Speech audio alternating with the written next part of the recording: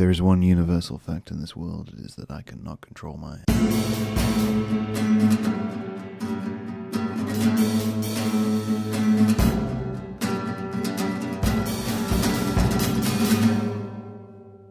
So kids, it's been a while. Well, it's not been that long. I mean, to you, it's probably seemed fairly quick. But to me, it seemed quite a while because the way I'm structuring podcasts and such now means that I don't actually record as often as I used to do. I record a couple at a time and gradually put them out. It has helped me control the stem of podcasting.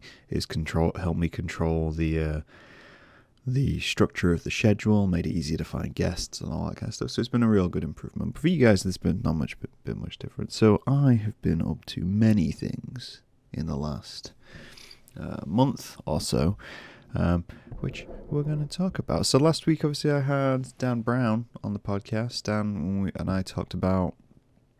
We talked about lots of things. We talked about lots of project-based things and how he manages his projects. And I talked about how I manage my products, and that's something which I do a lot, as you guys know. I don't really stop. I just keep going and going and going. And in a way, I do that so I don't have time in between. It's not that I'm scared of time in between doing nothing, but it doesn't make me happy doing nothing at all.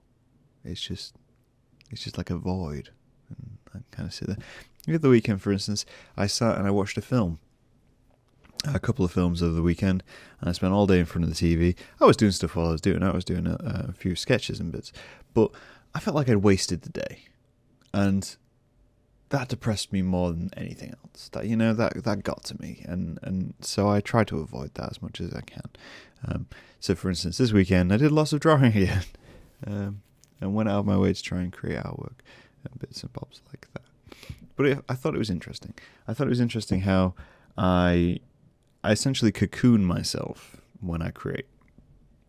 I always say you can take the 16-year-old away from a person, but you can't really.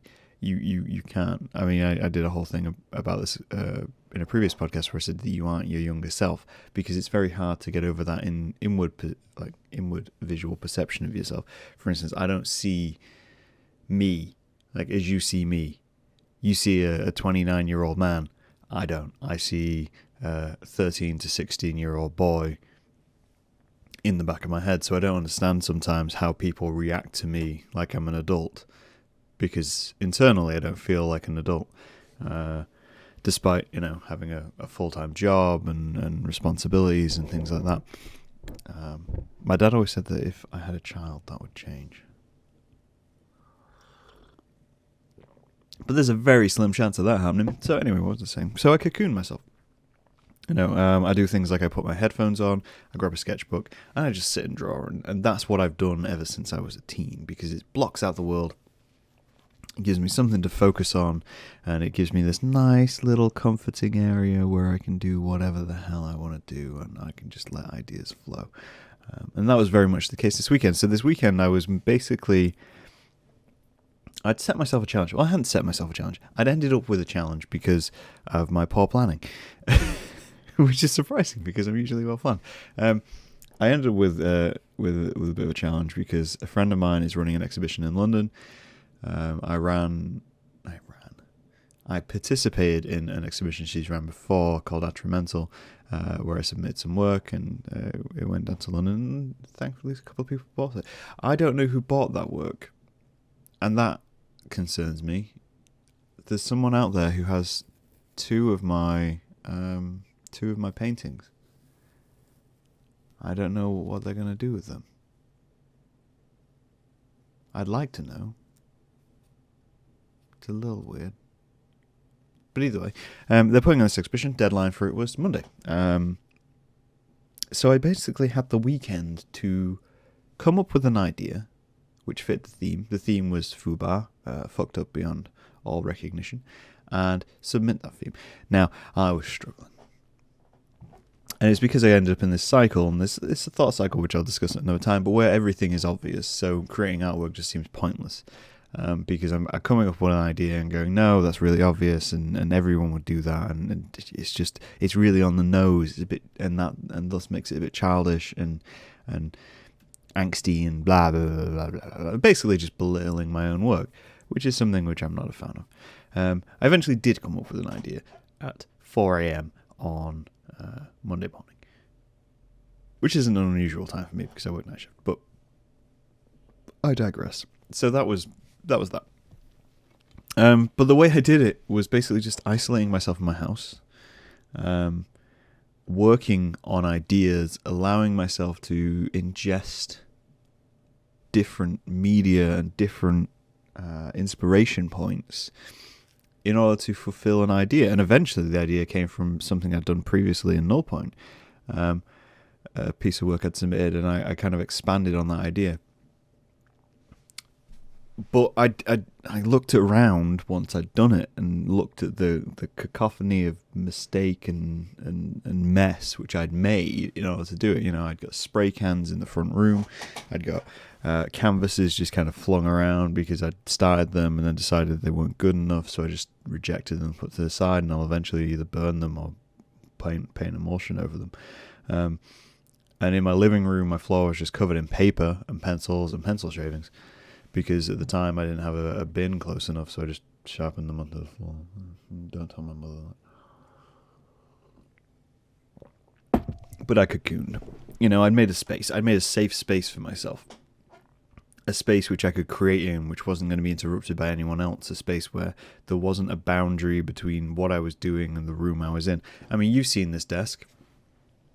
If you've watched the video, you've seen this parts of this room. This room is a mess. This is a room in a mess intentionally, though, because if this was nice and neat and everything was confined, it would feel weird to create it. I don't understand. It's one thing of I can't understand a lot of graphic designers who create in.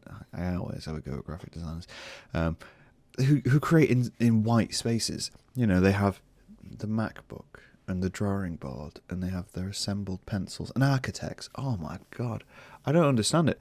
I can't comprehend it. I know it's how they work, and I know it's a part of their process, but I need clutter. I need mess. If I look at my desk right now, I've got my council tax bill, I've got pen markers, I've got some sort of clay head. What else have we got? I've got a book from a book launch which I went to the other night, which was fantastic. Go buy it. It's Melody M. Clark's The Devil Rides to Doncaster. Melody M. Clark's. I like clutter, and I like stuff in easy accessibility. This was the whole point of my cocoon, which I'd made, was that I needed some space where I could just have things within reach, and it didn't matter if they were on display, and it didn't matter if they were nice and neat. I just have a pile of pencils and then a pile of paint, and then me just sat in the middle like some sort of weird little gremlin trying to create art. At a point. Let's get to that point. So why do I mention this? So I mention this because in the past couple of months or so, I've had a few opportunities to go to events, for instance, like this event. See, that was just something falling over then. Where I've had to force myself out of my bed. Not out of my bed, out of my house. I'm not catatonic. And get myself out there and go do things. And it's the same with kind of dates or meetings and business meetings. There's a level of, I need to encourage myself to leave my house. And for some people this is quite strange because they're very social creatures. The whole idea of locking yourself away doesn't appeal to a lot of people, whereas I know I can spend a lot of time alone and I will be fine, because I do, and it's very comforting. And some people can't understand it, and I've done it ever since I was a kid. Prepare for story time. So as a child, I was one of those people who, I had a very close core friend group. I never really figured out where I fitted into that core friend group. But I'd have close friends and I'd have individual best friends. And it would all be fine. You'd hang out at school, you'd hang out at individual friends' houses. But when it came to group dynamics, I was always a bit cagey. Always. to the point where friends would come and call for me. If you don't know what that means, it means they pop round and go, "Can you come out and play?" As we did back in the day. And they come and call for me, and I'd essentially refuse. Which may sound strange, because these are my friends. These are my close friends. And yeah, I didn't want to go out of my house. I didn't want to go do whatever they were doing, you know. And it wasn't that I disliked them as people. It wasn't that I disliked the activity. Some of the things they did, I kind of, at times, I'd later on regret not going and doing, because I wasn't part of that story. I wasn't part of that experience, and therefore I didn't share the in-jokes. I didn't have that connection with them. But it was part of me kind of just controlling my life, especially at a time when I felt extremely insecure and did suffer some bullying. But it's weird, like there was this connection. They were out there to go, and then eventually they stopped calling. As happens with friends, you know, it has to be that give and take. This is something I've learned over time, and something I definitely make strides in trying to help and talk to people. And when my own friends, I always reach out to them if I feel like I haven't contacted them in a while, just to say hello, see how they're doing. And that's a huge change for me. That was something which I had to develop over time and learn from my mistakes. And now, as an adult, or as a so-called adult, there's very much a level of that as well. You know, I went to a networking event a couple of months ago now. I'd said I'd go. The guy who's running it, I'd spoken to, and he asked me to go, and I said, yeah, I'll pop along. It got to the day, and my brain just went, no, we don't want to do this. First off, you're going alone, so that's awkward. But then that's the point, because it's a networking event. Secondly, you don't know anyone there. Again, networking event, that's the whole point. And I essentially had to flick a switch in my head and run on autopilot. And I'll talk about that another time as well. But I really had to force myself out of my house. I really had to convince myself that I was going to go to this thing and it was going to be okay. And the anxiety of it all kind of overwhelmed me. But I went and I found it, and it was nice. You know, met some lovely people, met some business cards and whatnot, and that's how Dan ended up on my show. Actually, I ran into him, and I'd known him previously, but I'd never really spoken to him. And we decided, yeah, you know, hell, come on the show. But I got thinking in terms of how someone who wants you to go to something. You know, if you have friends and you have relations who exhibit this kind of behavior, like myself, like my friends, I remember distinctly someone saying, we'll not call for Graham, or we're going to go do this. Graham, do you want to come? And I said, no, you can call for me on the day. And they said, we'll probably not do that because you never come out. That was them giving up. That was them going, no, we don't know how to get you out of your cubbyhole. You know, we don't know how to extract you from your house. And that is completely fair for them. That is completely fair as children to go, no, we said, 20 times or so, do you want to come out? And I every time went, no, I'm not feeling it. I got this, I made some excuse up. Which is completely reasonable. And it is reasonable to do that as an adult as well, by the way. If you call for someone or try and get in contact with someone so many times and they always blow you off, there's no point in exploring that. If you don't know how to get them out, you may as well just check on them every so often, say, hey, you doing good? Yeah, cool, don't worry about it. It's up to them to make that leap to push out. But I was trying to think of a way to explain how they can do more to help you, in a sense. And there was a phrase I saw online which I thought was fantastic. And it was, I'm not ignoring what you're interested in. It's not that I don't want to come. it's not that I don't like you as a person and I don't want to hang out with you. It's just that you're competing with my comfort zone. And I thought that was brilliant. And that is the truth of it. That is the truth of any person ever. Is that if you are competing with somebody's comfort zone, you are going to have so much more of a hard battle. And the challenge of that, obviously, is that everyone's comfort zone is different. For instance, some people really enjoy being out, enjoy around being people. That is their comfort zone. For me, my comfort zone is in my goddamn house. It is creating, it is consuming art and creation and allowing myself down that rabbit hole. That is a comforting place for me to be at the end of my tether. And I don't know why. That is just the way I live. So you're essentially competing that. And I know for a lot of introverted people, the comfort zone is a fortress. It is an absolute fortress of, no, I don't want to go here. I like here because it's controlled. It's my world. Everything's okay. I don't have any anxieties because I'm in my own little space. So I was trying to think how you can get to introverts. How you can contact them and go, no, we'll do this. And that's a big question. And it's not that I want to trick introverts.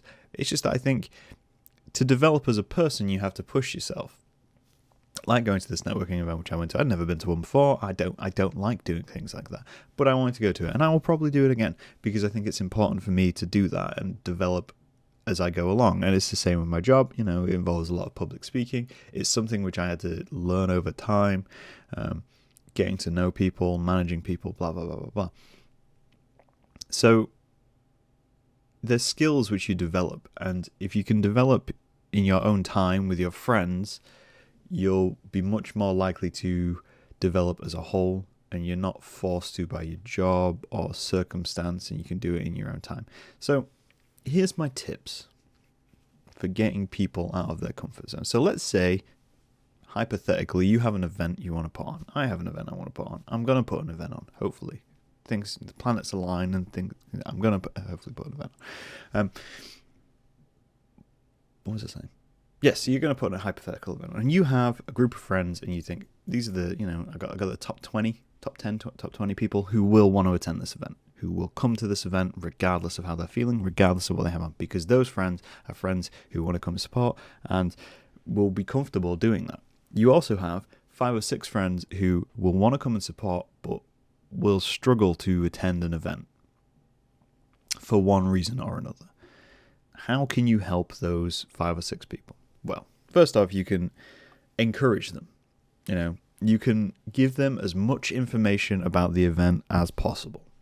This is something which is extremely valuable to me when I go to any event. This is what a problem which I actually face with restaurants is. Every restaurant has a different system for ordering food and paying for food, basically, because you don't know the order of things are going to come. And it's a minor anxiety, but it's an anxiety. You walk in, let's say you walk into Harvester. Harvester is a chain brand in the UK. You walk into Harvester, you wait to be seated. They take you to your table. They explain the menu. Then there's an open, an all-you-can-eat salad bar sort of thing. And they bring you food. Then they bring you dessert menu separate, and then you ask for the bill. And all drinks are served at your table. That's Harvester. Okay? Simple, straightforward. You go to Handmade Burger, which is another chain restaurant. You go in, you wait to be seated, you go to the bar to order, you don't order at your table. That's a different system. And then, you don't pay later because obviously you've already paid. You can still get table service if you want. You have to request it. Then there's pubs, just general pubs. You go in, you claim a table. You don't wait to be seated. You claim a table, and you go to the bar to order food and drinks. You carry it all to your table yourself. There's all these different systems. So when I approach a restaurant, I like to know what the system is. Even if it's just a little sign which says wait to be seated. I know that. There's comfort in knowledge, essentially. So for when you put on an event, that's something which anyone who struggles to go to events needs. They need as much information about possible. They want to know what time it starts. They want to know what time it ends. They want to know what kind of going to happen. Obviously, you don't have to give the game away entirely by saying this going to be this, and this. But they want to have some semblance of there's going to be structure to it that they can adhere to. So if that structure deviates, they can leave if they get uncomfortable. That's point one. Point two, put people they know there. This is a huge one. Obviously, if you've got them coming to an event where they're not going to know anyone, that's going to be a struggle. But if you're going to invite a person who doesn't want to leave their comfort zone to an event, having someone they know there is hugely important, even if it's just one person. And then you inform that person. You say, hey, so-and-so is coming to this event. They may be a little nervous about it all. Do me a favor. Keep an eye on them. You know, if you see him looking a bit nervous, see him looking a bit shy, drop over to him. And it's that simple. It's that simple of lending that little bit of support, of not getting distracted. Obviously, if your event, you're going to be doing a lot of things. So having a person there to kind of chaperone is great. Also encourage them to bring a friend. If they can bring someone they want to bring, that's even better, because it creates that. It's essentially what you're doing is you're micro recreating their own comfort zone from their home. They would likely bring someone they would invite to their home because that is comforting and that is part of their home. Give them something to do. That's another point. Have an event or an action which they can do. We're gonna go to this lecture and things are gonna be great. It's got a participatory section. You can write something and participate and blah blah blah. That it takes your mind off something. It keeps your hands busy. It gives you all these things because this is the thing. You're not competing with their interest in the subject matter. You're not competing with how they feel about you as a person or their environment. All you're competing with is their space at home. You're inviting me on a night out drinking. Fair enough. I enjoy a drink. I enjoy a night out. I enjoy talking to people. What I don't enjoy is the uncomfortableness of being in nightclubs and bars when it's loud and there's people just everywhere. I hate that. So you're essentially competing now with a space in my house where I don't have to be around noise and people. So your conversation and the entertainment around me is going to have to outweigh that until the drink kicks in, and then I'll be up on stage dancing. I don't dance. Scratch that from the record. This is the thing. You have to balance it to alleviate it. That's all I'm saying. I'm not saying you have to adhere all your events to me. It doesn't matter if I go to your events because I'm a nobody. That's the reality of this. But your friends, the people you care about, they're important. Their comfort is important as much as your events are important. Obviously, if your event is to make people uncomfortable, then fair enough. That's your prerogative.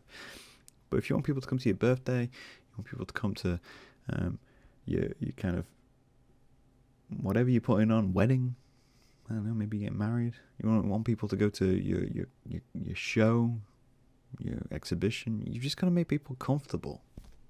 You got to give them that little bit of structure. You got to give them that little bit of space so they know that leaving their comfort zone, leaving their house, will be worth it.